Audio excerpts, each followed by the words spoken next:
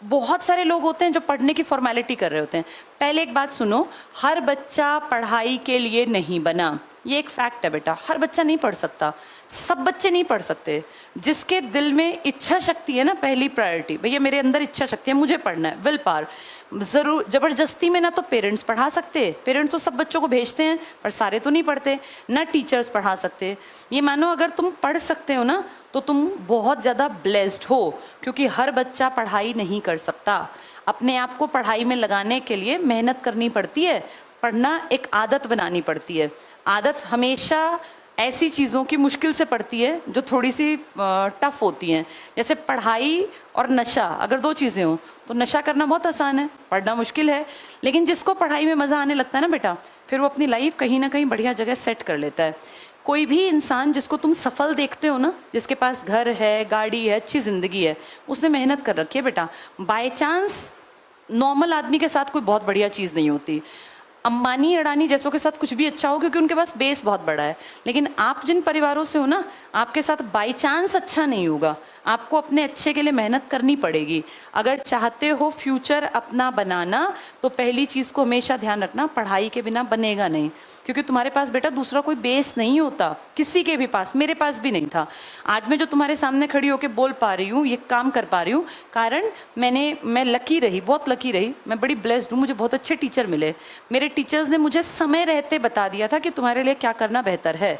जैसे आजकल टीचर्स उतना इंटरेस्ट नहीं लेते बच्चों में, उनकी लाइफ में, लेकिन जब हम पढ़ते थे तो टीचर्स ना घर तक की बातें जानते होते थे। तो जब मैंने 12th की, बहुत अच्छे मार्क्स आए। उस ज़माने में 82% बड़ी बात थी। मैंने सन 2000 में 12वीं की थी, 24 साल पहले। तो मेरे एक टीचर ने मुझे कहा कि भाई क्या करोगे बेटा। मैंने कहा सर मैं ना कुछ बड़ा सोच रही हूँ, कुछ बड़ा करूँगी। तो वो जानते थे कि मेरे फादर भाई क्या करते हैं, मेरा क्या हिसाब किताब है। हम 4 बहनें थी। तो उन्होंने मुझे बड़ी अच्छी एक बात कही। राधे श्याम शर्मा नाम था सर का, हिंदी पढ़ाते थे 12th में। मैं ह्यूमैनिटीज़ से पढ़ी थी, आर्ट से। तो उन्होंने कहा बेटा बड़ा करने में बुराई नहीं है, पर सबसे पहले कोशिश करना कंपटीशन, जैसे उन्होंने मुझे कहा तुम जनरल कैटेगरी से हो, तुम्हारे लिए कंपटीशन ज़्यादा है, तो सबसे पहले अपना एक प्लेटफॉर्म तैयार कर लेना, फिर आगे कुछ बड़ा करने की हिम्मत आ जाएगी। उनकी वो बात भगवान की दया से मेरी बुद्धि में आ गई और मैं शुक्रगुजार हूँ ईश्वर के, जो मुझे 12th करते ही समझ में आ गया कि मुझे क्या करना चाहिए। इसीलिए मैंने बहुत बड़ा करने की कोशिश पहले नहीं की, पहले सबसे पहले जो सबसे जल्दी चीज़ मिल सकती थी उसके लिए भाग दौड़ की, और वो मुझे नज़र आया कि मैं सबसे कम समय में टीचर बन सकती हूँ। तब 12th के बाद ही ईटी का डिप्लोमा होता था, उसमें सिर्फ 12th मांगते थे। वो डिप्लोमा किया 2 साल का, तुरंत से फॉर्म्स निकले, नौकरियां आई और मुझे नौकरी मिल गई। मैंने बेटा पढ़ाई बाद में की, मैंने ग्रेजुएशन नौकरी में आने के बाद की।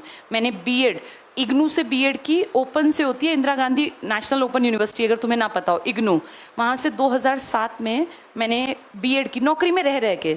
और पता है क्या होता है, जो मैंने जीवन में अनुभव किया, जब आपके पास एक स्टैंड होता है ना, तो आपके काम अपने आप बनते चले जाते हैं, आगे से आगे आपके काम हो जाते हैं।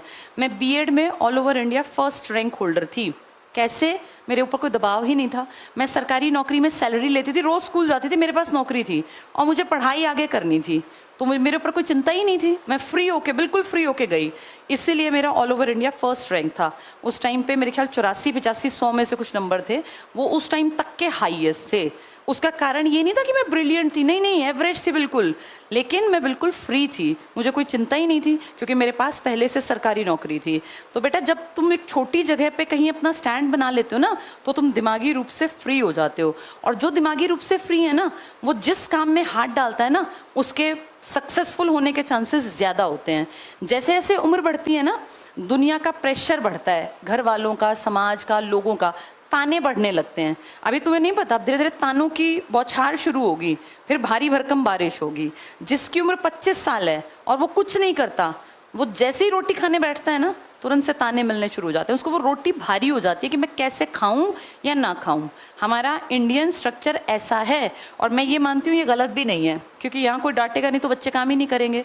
अभी तुम आराम से बैठ के रोटी खाते हो, अभी वो टोका टाकी ज़्यादा शुरू नहीं हुई, लेकिन जैसे जैसे उम्र बढ़ेगी, लड़कियों को वैसा टोका नहीं जाता, लेकिन लड़कियों को फिर पेरेंट्स बेटा कितने दिन बैठाएंगे, शादी कर देंगे।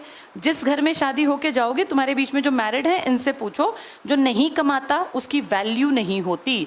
तुम कितने भी अमीर घर में भेजा जाए तुम्हें, अगर तुम्हारे पास अपनी कोई काबिलियत नहीं है ना, तो तुम्हारी नेटवर्थ 0 ही निकलेगी बेटा।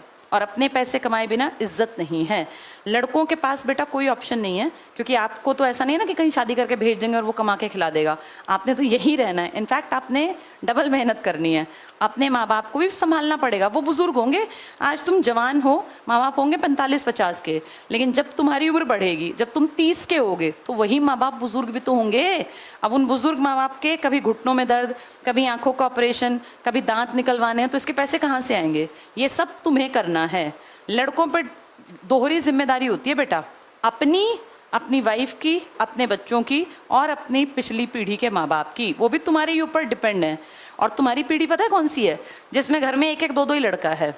जैसे इससे पिछली पीढ़ी में क्या था, 4-5 लड़के हैं, 4-5 मिलके पिताजी का ऑपरेशन लाख रुपए का हो रहा है, 20-20 हजार कर दो, 5 भाई हैं, 20 हजार में चल गया काम। लेकिन अब क्या है, 1 ही लड़का है, 2 ही लड़के हैं, लाख का ऑपरेशन और 1 को करवाना, तो लाख उसी की जेब से जाएंगे। अब तुम्हें ताकतवर बनना पड़ेगा बेटा, तुम्हारा कोई साझा नहीं करने आएगा। अब उतने भाई बहन हैं ही नहीं। लड़कियों को इसलिए कमाना है क्योंकि सेल्फ रिस्पेक्ट बेटा अब आज की पीढ़ी में आ गई। हमारी दादियों के टाइम में औरतें पिटती थी घर में, फिर भी वहीं पड़ी रहती थी क्योंकि कोई ऑप्शन नहीं था। हमारी माओं के टाइम तक, तुम्हारी तो मैं मदर की एज क्यों, तुम्हारी माओं के टाइम तक दुनिया थोड़ी थोड़ी बदली, और तुम्हारे टाइम में दुनिया बिल्कुल बदल गई। अब कोई भी लड़की कहीं जाके क्यों पिटेगी बेटा बिना बात पे? पहले बिना बात भी पिटती थी औरतें। आदमी बाहर से गुस्से में आया तो उसको लगता है गुस्सा तो अपनी पत्नी को पीट दिया, और उस टाइम ये नॉर्मल था। आज ये नॉर्मल नहीं है। कोई बिना गलती के, कोई या गलती पर भी कोई क्यों ही पिटेगा? पिटाई का क्या मतलब है? 2 लोग हैं, गलती हर इंसान करता है। तो अगर तुम चाहती हो ना बराबरी का हक, ऐसा नहीं कि नौकरी करके मैं हूं, मैं देखूंगी अपने पति को, ऐसा भी नहीं करना होता। ये भी बड़ी गलत फहमी है। आजकल लड़कियां नौकरी करके दूसरे के सिर पे ही बैठ जाती है कि मैं ही मैं, ऐसा भी नहीं करना। ये इक्वालिटी है बेटा, बराबरी है। कमाओ अपना जीवन बेहतर बनाने के लिए, किसी को नीचा दिखाने के लिए नहीं कमाना कि हमें उसको नीचा दिखाना है। जब 2 लोग कमाते होंगे, बराबरी होगी, तो घर चलाना अच्छा होगा, जिंदगी सुंदर होगी। अपनी जिंदगी के तुम खुद निर्णायक हो। कमाओगी तो इज्जत मिलेगी, और इज्जत मिलेगी तो मन खुश रहेगा। रोज रोज एक जगह रह के बेइज्जती कराने में ना अब लड़कियां कर नहीं पाती बेटा। पहले लड़कियां सह लेती थी बेइज्जती, क्योंकि उनको था कि कहाँ जाएंगे। अब लड़कियों की टूट-फूट इसलिए ज्यादा होती है शादी ब्याह में, क्योंकि बेइज्जती सह नहीं पाती। घर पड़ी रहोगी तो कोई भी इस बात को कहेगा कि पूरे दिन करती ही क्या हो। हर कोई कहेगा भाई पूरे दिन करती क्या हो। इस घर के काम की वैल्यू 0 है, क्योंकि इसको कोई मापता नहीं है मॉनेटरी वैल्यू में। बाहर जाओगी ना 50 हजार लाओगी तो सब बड़े प्यार से बात करेंगे, चाहे पैसों के लिए करें। तुम्हें तो जीवन अच्छा मिल ही जाएगा, तो फायदा होगा। और बेटा तुम लड़कों के पास ऑप्शन नहीं, पहले ही बता दिया। पहले भी आदमी कमाता था, आज भी कमाता है, आगे भी कमाना है। इंडिया में मेल डोमिनेशन है, लेकिन डोमिनेशन का फिर नुकसान ये है कि तुम्हारे ऊपर सब कुछ है, तुम्हारे पास ऑप्शन नहीं है, कहाँ भागोगे? करना ही करना पड़ेगा। आज नहीं 4 साल बाद, 4 नहीं 8 साल बाद आएंगी सारी बातें तुम्हारी कंधों पर। तो अपने आप को मजबूत रखो। कंधे मजबूत कब होंगे? जब पैसा हमारे पास होगा, ठीक है? तो खूब मेहनत करनी है। सब लोगों की बेटा इक्वालिटी का टाइम आ गया, समाज बदल गया, पढ़ाई का टाइम आ गया। खूब पढ़ना है, मेहनत करनी है, दम लगा के पढ़ना है। और फिर कह रही हूँ, सब लोग पढ़ाई के लिए नहीं बने। आपके बीच में से कुछ लोग ऐसे होंगे टाइम पास करेंगे। वो बेटा स्कूल में भी टाइम पास ही करते थे। याद करो अपनी क्लास को, तुम्हारी क्लास में क्या 100% बच्चे पढ़ते थे? नहीं ना। कुछ तो ना काम करना, ना कॉपी बनानी, डांट खानी है, रोज क्लास से निकलना है, मुर्गा बनना है, हाथ ऊपर करके खड़े होना है, यही तो काम थे ना। वही लोग आगे तक भी चलते हैं, वो भी तो जवान होते हैं, वो भी तो बुढ़े होते हैं, बुजुर्ग होते हैं। तो ऐसा नहीं कि सब समझदार बन जाते हैं। जो जैसा है, कुछ लोग प्रवृत्ति को चेंज नहीं करते, कुछ लोगों पे जिंदगी की मार पड़ते ही वो चेंज हो जाते हैं। कई लोगों के साथ ऐसा बुरा भी होता है कि यंग एज में पिताजी गुजर गए, अब सारा बचपना शैतानी सब खत्म हो जाती है, तुरंत से मैच्योरिटी अपने आप आ जाती है, क्योंकि दिखता है कि घर का खर्चा चलाना पड़ेगा। कई बार जिंदगी बहुत जल्दी मैच्योर कर देती है इंसान को। भगवान ना करे तुम्हारे ऊपर वो दिक्कत आए, पर बेटा अब तुम्हारी उम्र आ गई पढ़ने की। अब वो टाइम पास वाला टाइम हटा के और पढ़ाई पे बैठ जाओ अपनी पे, ठीक है?